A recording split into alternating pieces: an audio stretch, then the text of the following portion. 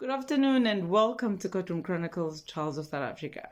So this is Ukwena Mohlala, a 42-year-old male. He's been charged with fraud involving fake unemployment insurance fund claims, a case that has been dragging on for over 3 years.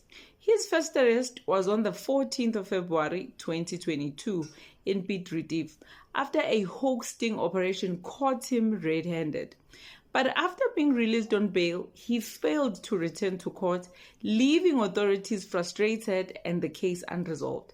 Fast forward to the early hours of Saturday, the 19th of October 2025, in Ivory Park, Gauteng, Ukwena was arrested again, and what police found will leave you shaking in your head.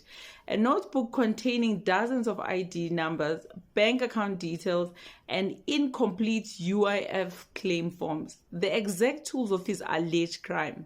Seriously, how does someone who's already faced court for the same type of fraud still end up with the same evidence?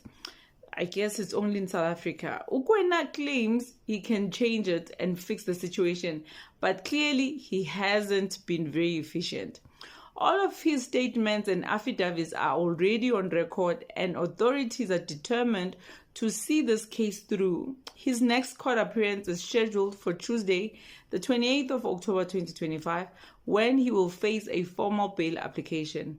The eyes of the public will certainly be on the courtroom that day. With that being said, I will see you in the next one, and God bless you. Ciao.